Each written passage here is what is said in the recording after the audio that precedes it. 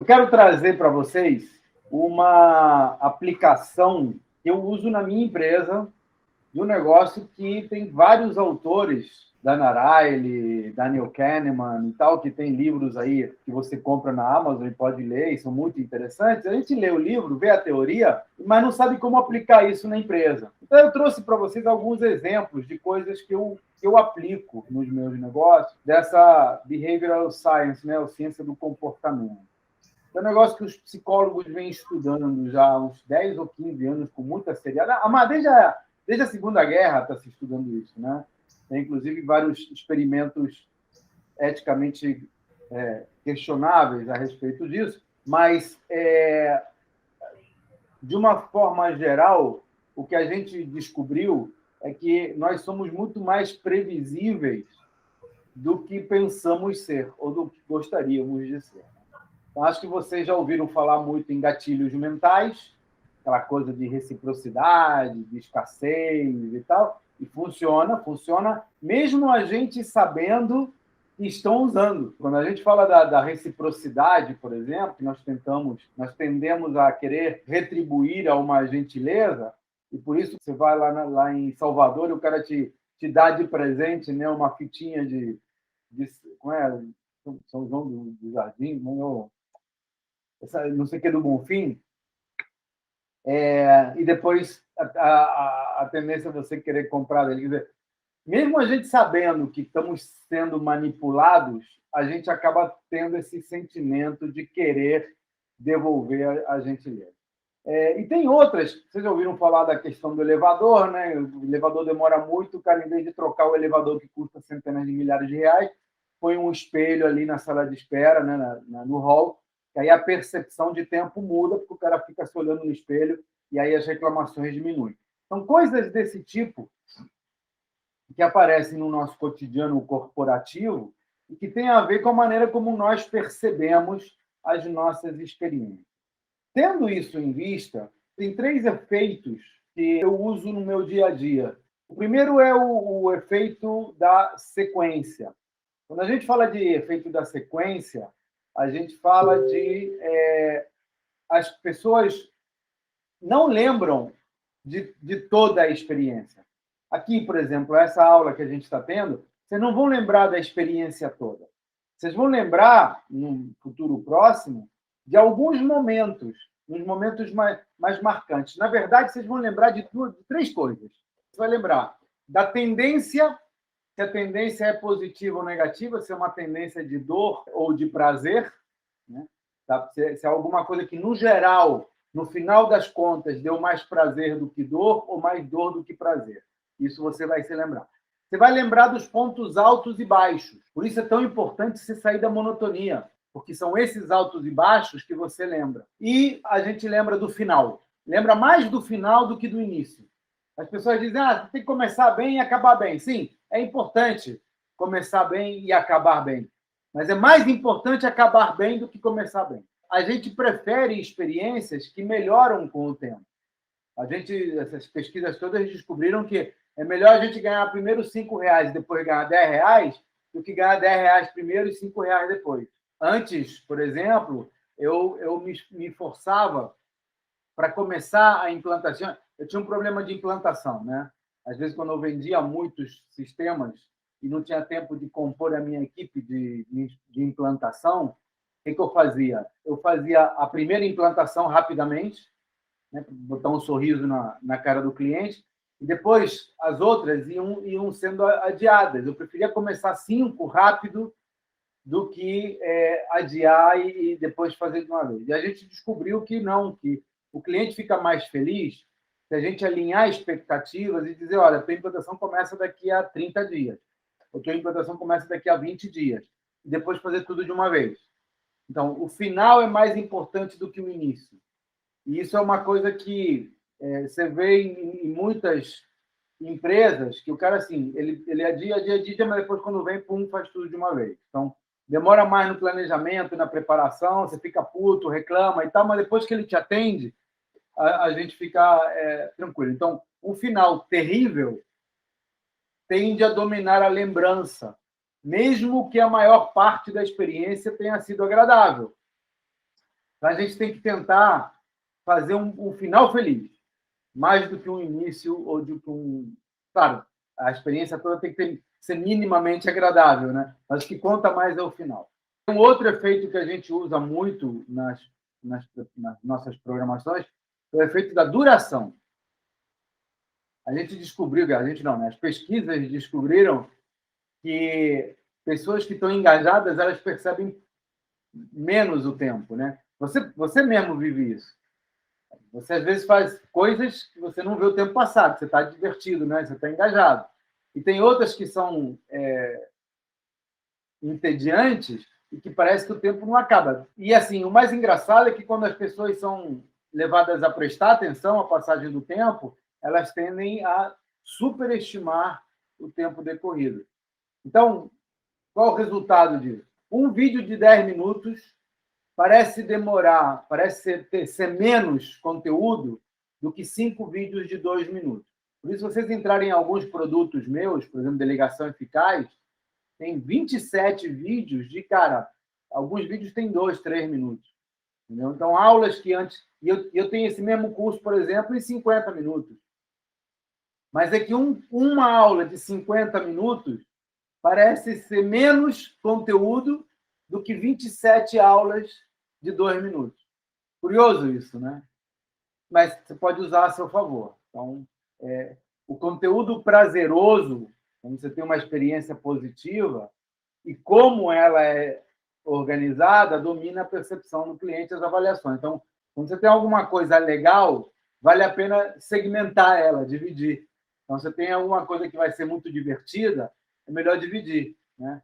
E tem outra coisa que funciona a nosso favor também, é que os encontros raramente são idênticos. Por exemplo, esse nosso encontro aqui, embora ele tenha essencialmente a mesma pauta, né? Toda quarta-feira eu começo da mesma maneira. Pô, faz o update, quais são seus desafios, vamos resolver seus problemas, se eu puder compartilhar, eu compartilho. E se sobrar tempo, eu venho com uma aulinha como essa. Mas dificilmente os problemas são os mesmos, os compartilhamentos são iguais ou a aula é a mesma. Então, você não tem um ponto de referência, porque não dá para comparar o ontem com o hoje, porque são coisas diferentes. Eu podia não ter feito a aula hoje se a gente tivesse engrenado numa discussão, como aconteceu às vezes. Ou vocês trazem um problema e a gente fica discutindo esse problema e, cara, passa o tempo, a gente nem percebe. Teve um dia que a gente ficou 1h30 conversando. Então, o que interessa são os pontos de referência. Eu queria parar aqui e fazer uma pausa para ouvir de vocês se você tem algum exemplo disso, né? de percepção de tempo diferente porque ele foi dividido, porque estava agradável ou desagradável. Uma reunião chata que pareceu demorar mais do que demorou de fato, ou a atividade divertida que pareceu demorar menos do que demorou de fato. Se eu entro em Flow aqui programando, e se eu não tiver um despertador aqui, meu amigo... Pronto. Estamos juntos. Entendeu? Se eu entrar em Flow, já era, meu irmão. E olha que sai gente, entra gente, eu não vou saber. É isso aí. Essa percepção do tempo está muito mais ligada à sua experiência, ao quanto você está imerso, né, e divertido, do que ao tempo que passa propriamente dito. Mesmo 50 minutos com você no Flow ou com você ouvindo uma palestra chata, cara, tem uma percepção completamente diferente. Me bota 10 minutos em trânsito pesado, vai parecer que é um ano, cara. Fábio, tem alguma... Isso bate com você também ou não? Muita coisa, Cláudio. Quando a gente está fazendo... por exemplo, eu nos meus hobbies aqui, o que eu gosto de fazer, o tempo passa que até minha esposa fica enchendo o saco. Porra, tu tá 2 horas mexendo nessa merda desse aquário e não sai disso. Eu falei, cara, para mim parece que eu tô aqui há 10 minutos fazendo o que eu gosto de fazer, né? Então, eu percebo muito isso. Maravilha. Então, isso nos leva a... Como é que a gente aplica isso no dia a dia, né? Como é que a gente transforma isso em algo prático? E, assim, o que eu posso dizer a você é o seguinte: se o que você faz para o teu cliente é divertido, se for uma situação que tende a ser imersiva, e participativa, aumenta o número de segmentos. Divide em 2, 3 partes. Sabe? Se, por outro lado, aquilo tende a ser chato, pega a parte mais divertida, a parte mais legal e deixa para o final. E diminui o número de segmentos. O outro efeito é o efeito da racionalização. O efeito da racionalização é o seguinte: nós, humanos, buscamos desesperadamente explicações para as coisas que nos acontecem. Aliás, as religiões existem por causa disso. Tá? A gente não vê Deus, a gente não tem como provar a existência de Deus, mas a gente precisa de uma explicação. Às vezes acontecem milagres, eu coloco entre aspas, porque há milagres que não são milagres, que são coisas que aconteceram. Mas a gente quer tão absurdamente encontrar uma explicação para isso que vai ou para o lado da religião, Deus quis, né? Deus que fez, ou vamos para o lado das pseudo-racionalizações. Do tipo, se foi uma coisa ruim, aconteceu porque eu não dei 3 pulinhos antes de sair de casa. Sabe? Aconteceu porque, cara, eu briguei com a minha mãe e minha mãe ficou doente. Cara, isso foi porque eu briguei com ela. Eu tendo a encontrar explicações que não tem porra nenhuma a ver com o resultado. Mas é o que nós fazemos. Tá? A gente fica, pô, se tal coisa não tivesse acontecido, as coisas seriam diferentes. E pior, a gente acha que as causas são algo discreto, né? Algo pontual, e não um processo contínuo e entrelaçado. Eu perdi o voo por causa do trânsito. Porra, não. Eu perdi o voo porque eu saí tarde de casa, porque eu fui de táxi em vez de ir de carro, porque eu pedi um Uber em vez de pegar o táxi aqui. Já me aconteceu. Eu pedi um Uber em vez de pegar o táxi que estava embaixo para economizar dinheiro, né? E acabei chegando tarde. Não perdi o voo, mas quase, entendeu? Então, mas a gente não... É difícil a gente se colocar na linha de responsabilidade. Nós, humanos, não é um problema seu ou meu, não. Nós, humanos, tendemos a atribuir causas pontuais para os resultados. E a gente tende a acreditar em rituais, né? São os amuletos. Né? Não deu errado porque eu entrei com o pé esquerdo, não porque deu errado, sabe? A gente tende a atribuir o crédito ou a culpa a pessoas, ao mensageiro. Sabe aquela história de que não culpe o mensageiro pela mensagem? Mas isso existe. Nós tendemos a atribuir a indivíduos a culpa ou o crédito pelo que acontece, e não a uma sequência de eventos. E não dificilmente uma pessoa é a culpada. Muito dificilmente.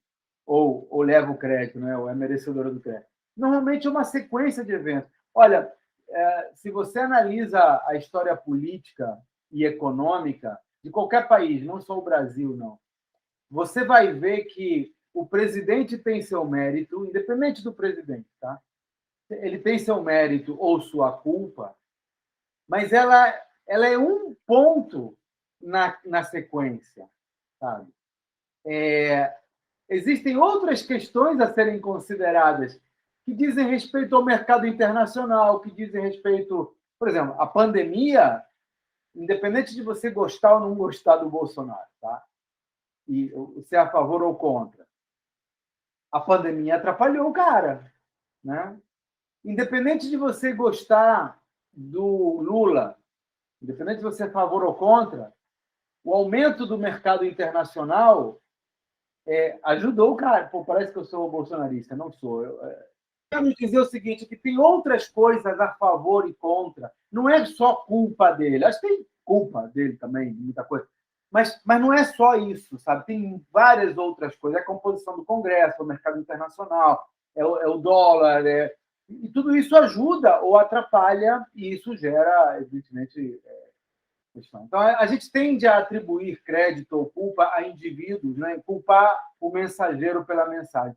Então, uma observação interessante, e aí a dica para você usar no seu negócio, é que as pessoas são muito menos propensas a buscar culpados se elas fizerem parte do processo. Eu tento envolver as pessoas tanto quanto possível tento empoderar as pessoas tanto quanto possível em todos os meus processos. Eu acabei de mostrar para vocês, pouco antes de começar a aula, como é que eu fiz a escolha do nome das verticais. Pô, tinha 22 pessoas participando, que é o meu time, sabe? Eu juntei o time e disse, cara, vamos votar no nome, cara, o nome do portal. Eu podia ter feito, sabe? Mas é que quando eu envolvo o time nesse tipo de coisa, eles ficam mais engajados. E não só passa mais rápido o tempo, como principalmente eles se sentem parte da solução. Então, quando você puder envolver o seu time, envolva. Bom, e aí, quando a gente fala em aplicação dessa ciência do comportamento, desses três fatores aos negócios, eu tenho cinco dicas, né? 5 vertentes que a gente usa no nosso checklist, vamos dizer assim. É o termine forte, tire as experiências ruins rapidamente do caminho. Acontece experiência ruim, mas tem que ser VaptVupt, rapidamente. Segmente o prazer e combine a dor, que é um pouco do que a gente falou, né? A gente dá as notícias ruins todas de uma vez e as notícias boas uma de cada vez. Construa comprometimento oferecendo escolhas, quer dizer, engaja a equipe e estabeleça rituais. Então, deixa eu dar exemplo de cada um. Termine forte. Você tem que ter um mínimo de desempenho de cada um dos estágios da apresentação, mas se eu tiver que dar ênfase, gastar mais recursos no início, no meio ou no fim, é melhor investir recursos no final, no último contato seu com o cliente. Isso vale não só para apresentações ou para serviços, vale também para a página web. Sabe? A gente começa com a página linda e termina com a página mais ou menos. Às vezes começa com uma loja virtual maravilhosa, e aí, depois que o cara faz o pagamento, sabe, os últimos contatos, ali, confirmação de pagamento, página de obrigado, etc., são horríveis. Está ruim, a última experiência que tinha que ser boa, sabe? Então, um exemplo muito legal disso é da Malaysian Airlines, né, nas linhas aéreas da Malásia. Sabe que a maioria das companhias aéreas considera que, quando o passageiro saiu do avião, acabou o serviço, né? Acabou a prestação de serviço. Então, elas tentam melhorar o check-in, tentam melhorar a experiência de viagem e tentam melhorar a saída do avião. A Malaysia foi além. Eles colocam gente para ajudar você a resgatar a bagagem. Eles foram uma milha além. Então, eles botam lá as comissárias de bordo e tal, não sei o quê, elas vão e ajudam a pegar as malas na esteira, pra você ter ideia. Então, é um ponto, quer dizer, é o final da viagem, sabe? É o último contato que você tem com a companhia aérea. Um exemplo que a gente usa nos serviços, a gente começa as implantações pela parte mais chata. Quando dá, né? Tem uma sequência que tem que ser seguida, mas quando dá, a gente começa as implantações pela parte mais difícil, a que tende a deixar o cliente menos satisfeito, né? Porque dá para surpreender menos. E a parte que a gente consegue surpreender mais, por exemplo, os painéis de controle, os gráficos, que são coisas lindas, que a gente diz, uau, né? Os wow moments, a gente deixa para o final da implantação, que é a última interação que a gente tem com o cliente. O segundo ponto é tirar as experiências ruins rapidamente do caminho. Numa sequência de eventos que envolvam eventos bons e ruins, a gente deveria colocar os eventos indesejáveis primeiro. Não, no meu caso, eu sempre fiz o contrário, eu sempre começo com tudo. A minha implantação, eu entro no meu contrato com muito mais do que ele está me pagando, do que ele contratou. Geralmente, o cara contratou 6 funcionários, eu entro com 10 para fazer aquele mutirão, deixar em uma semana o que era para ter sido feito em 2, 3 meses. Eu nunca pensei nesse fato de repente, não começar com tanta intensidade e, no decorrer, eu aumentar e... Imagina um síndico de condomínio te contrata. Você pode começar com 10, fazer um mutirão e depois manter 2, entendeu? E no final do contrato, quando faltar um mês para acabar, você volta com 6. Tá entendendo? Porque o que vai ficar na cabeça dele é o final, são os últimos 30 dias. Quando for hora de renovar o contrato, ele vai pensar nos últimos 1 ou 2 meses. Ele não vai pensar no último ano.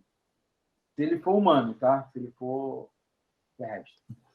Então, tem que ter um serviço minimamente satisfatório, mas se for para investir mesmo, investe no final do contrato, que é a última experiência, a experiência mais recente que ele vai ter no momento de pensar numa renovação.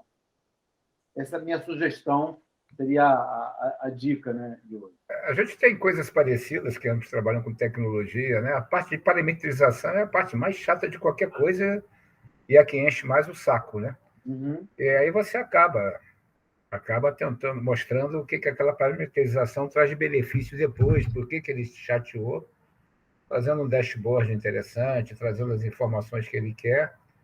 E tem o pós-venda também, né? Quando você não pega o contrato, o pós-venda é bem interessante também, para não deixar o cara primeiro perder contato contigo e mostrar que você está preocupado com a evolução da ferramenta que você criou para ele. O terceiro item é segmentar o prazer e combinar a dor. Isso já vem da filosofia antiga, tá? Notícias ruins a gente dá tudo de uma vez, notícias boas a gente dá aos pouquinhos. Por quê? Porque as experiências parecem mais longas quando elas são divididas. Então, se eu tenho uma experiência que é satisfatória, eu quero que ela pareça mais do que ela de fato é, né? E as pessoas têm uma reação assimétrica a perdas e ganhos. Quer dizer, a dor da perda é muito maior do que a eventual dor pelo não ganho.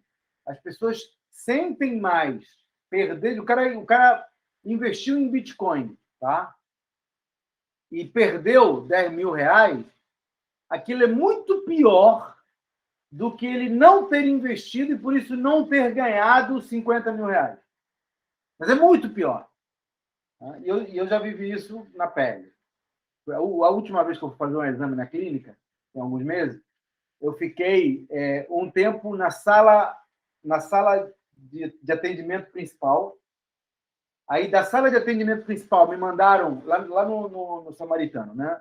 Tem uma sala, um salão, você vai lá e diz, olha, eu vim aqui, aí carteirinha, pá, não sei o quê, tá bom. Aí, então, para esse exame tal, você tem que ir no andar tal. Aí você vai no andar tal, tem uma outra sala de espera, que é a sala que vai fazer aquele exame. E aí você fica esperando aquele exame. Depois você tem uma outra sala de espera. Cara, teria sido muito mais assim, aderente a esta filosofia se ele tivesse feito me esperar na primeira sala, até a hora de estar pronto o exame.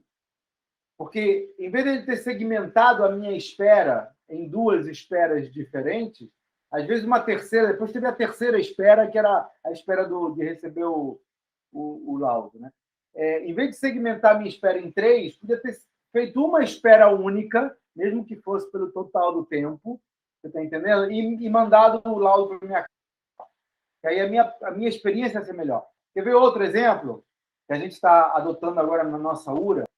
É melhor você ouvir 90 segundos de mensagem de URA, né, aquele menu no telefone, para escolher a sua opção. Você acha, porra, 1 minuto e meio aqui ouvindo esse negócio, mas depois você escolhe a opção, acabou, do que você ficar navegando naqueles intermináveis menus. 30 segundos para você fazer a primeira escolha. Aí depois mais 30 segundos para você escolher. E se você quer 1 para falar sobre folha, 2 para falar sobre contabilidade. 2. 1 para falar sobre problema tal, 2 para falar, porra, 2. Aí 1 para falar, puta que pariu. Entendeu? Então, é muito mais jogo você colocar tudo de uma vez, deixar o cara esperando o mesmo tempo, do que você segmentar em várias situações desagradáveis, que ninguém gosta de ficar escutando mensagem da URA. Então, assim, quanto menos etapas de coisas desagradáveis, melhor. Isso o pessoal está descobrindo, por isso que hoje está se fazendo check-in prévio para feira, para voos, né, enfim, você já faz o check-in para chegar lá e vai direto para o embarque, entendeu? Não tem que fazer... Os parques temáticos, eu descobri isso outro dia, a Disney reduziu o tempo dos passeios. Antes, a gente levava 4 minutos no passeio, agora leva 1 minuto e meio, cara. Você fica 1 hora e meia na fila para ficar 1 minuto e meio no passeio. Antigamente era 3, 4 minutos. Por quê? Porque agora você consegue fazer mais, como é 1 minuto e meio, você consegue fazer mais passeios ao longo do dia. Então, chega no final do dia, você fez, sei lá, 8 jogos, 10 jogos, né? 10 atrações, em vez de fazer 8. Então, você fica mais feliz. Você fica mais feliz com 2 atrações de 90 segundos do que com uma atração de 3 minutos. Olha a coisa como é que... Bom, o quarto item é construir comprometimento engajando as pessoas, né? Oferecendo escolhas. Tem um estudo aí, acho que da Clínica Mayo, que mostrou que os doadores de sangue eles percebem menos desconforto quando a pessoa pede para escolher o braço. Já foi doar sangue, o cara te perguntou qual braço que você quer? Porque, de alguma maneira, ele está te dando um poder de escolha, ele está te engajando no processo.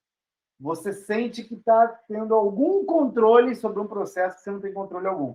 E para eles, tanto faz tirar do braço direito do lado esquerdo, mas quando ele te dá o poder de escolha, você meio que está participando do processo. Tem banco que está trocando aquela filha única, né, pelo modelo anterior de filha no caixa, porque ele descobriu que, dessa maneira, ele te dá a possibilidade de escolher qual fila você quer entrar. E é como se você tivesse mais controle sobre o processo. E o exemplo mais legal que eu já vi é de uma empresa de manutenção. Eles tinham um problema de reclamação de tempo de entrega, né? E aí eles passaram a oferecer, porque eles tinham uma fila, né? Que nem agora. Você pede instalação da NET, né? Ou entrega. Ó, você vai entrar numa fila, o cara vai entregar para 10 empresas e não sabe a hora que vai te entregar. Pode entregar às 3 da tarde ou às 8 da noite. Isso gerava uma expectativa grande e os clientes ficavam insatisfeitos. Qual foi a solução? Aumentar o número de pessoas? Aumentar o número de caminhões? Não. Que nem o espelho no elevador. Ele passou a te dar a opção de você escolher se você quer entrar na fila, e aí ele não marca horário, mas você recebe conforme a sua posição na fila, ou ele te dá a opção de você agendar a entrega, mesmo que seja para depois. Então, olha a sacanagem. Eu fico mais infeliz recebendo amanhã de noite, sem saber quando eu vou receber, entre hoje e amanhã, do que se eu agendar para a semana que vem, num dia certo. Então, o fato de eu saber que eu fiz a escolha e agendei para a semana que vem, permite a ele melhor planejamento, né? E a mim uma expectativa melhor. E aumenta a minha felicidade. Sabe qual foi o resultado? Reduziram o número de pessoas em vez de aumentar. Quer dizer, diminuiu o custo da empresa e aumentou a satisfação. Cara, foi fantástico. A gente fez isso na Nazajon e também nunca tive índice de satisfação tão grande. O item 5 é estabelecer rituais. A gente descobriu que marcar momentos-chave nos relacionamentos é importante. E nós temos rituais de vida, né? Você faz primeiro batizado, casamento, bar mitzvah, sei lá, celebração de 10 anos de casado. A gente celebra momentos, porque são os pontos altos da nossa vida. Quando eu estava falando aqui a gente lembra de momentos altos e baixos. Então, o que eu recomendo a vocês é estabelecer rituais, celebrações, momentos marcantes nos seus momentos com os clientes. Hoje, nós temos rituais para implantação, para fechamento de contrato, a gente chama agora de onboarding. Eu estou começando a fazer agora até nas mentorias, sabe? Já incluí no processo um processo de onboarding, né? Que é um marco, é tipo uma celebração da chegada de um novo membro. Então, isso vale para apresentações de resultados. A apresentação de resultados é um ritual. Todo mês eu faço uma apresentação de resultados com o meu time da Nazajon, que nada mais é do que um ritual de acompanhamento de retorno. Quando o cara tem um sucesso, a gente celebra. E quando tem uma falha, a gente ajuda. Então, assim, jantares e celebrações entram nessa história, sabe, apresentações formais. Esse nosso ritual aqui de toda quarta-feira às 6 a gente se encontrar, ele é um ritual que deve ser mantido. Finalizando aqui, eu diria para você o seguinte, o resumo desse nosso papo aqui. Tenta criar um mapa de experiências do teu cliente Quais são os momentos de experiência? Né? O Ian Carson chamava isso de momentos da verdade. Né? Chama. Então, quais são os momentos de contato com o seu cliente? E aí faça algumas perguntas. Que encontros devem ser encurtados e que encontros devem ser prolongados? Os encontros ruins, desagradáveis, devem ser encurtados. Os encontros bons devem ser prolongados. Assim como nos momentos ruins, eu devo criar distrações. Quem já foi à Disney viu que a gente fica 1h30 na fila, mas eles criam coisas na fila. Às vezes a fila é até mais interessante do que o brinquedo em si. Você vê, tem aquele brinquedo do carro, né? Fast track, acho que chama, que você dirige o carro em alta velocidade. A fila é mais interessante do que o minuto e meio que você fica no carro. Você vê o processo de montagem do carro, tal, é tudo muito legal. Então, assim, em que parte do processo a gente deve colocar distrações para reduzir a percepção de tempo? A terceira é onde que eu posso oferecer escolhas? Como é que eu posso engajar o cliente para melhorar, né, a percepção dele, a experiência?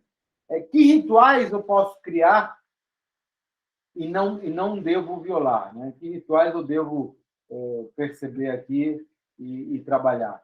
E, assim, a partir do momento que eu descubra, né, faço um laboratório, faço um exercício e funciona, esse ritual tem que fazer parte do meu dia a dia. Tem que virar um ritual. Né? Não pode ser. O que eu posso pensar em termos de experiência que possa deixar uma última imagem positiva na mente do meu cliente? O que você pode me dar de positivo? Tira uma sacada desse papo. É essa inversão de expectativa, né? Que o final seja melhor que o início. A última impressão é que fica. Né? Foi essa inversão mesmo, de não entregar tudo no início. Né? Até entrego o que eu consegui, mas deixo alguma coisa guardada para o final. Né? No meu caso, quando eu estiver vencendo o contrato, época de eleição de síndico, mesmo que o cara entre com ideia de tirar, eu vou, nesse último mês aí, eu vou dar um gás que ele vai ter problema se quiser tirar. Exatamente, surpreenda, exatamente. O pessoal vai lembrar que tem uma empresa de limpeza ali, vai ser falado, então gostei. Já até anotei aqui para ver quando tem eleição de síndico nos meus contratos para fazer essa estratégia.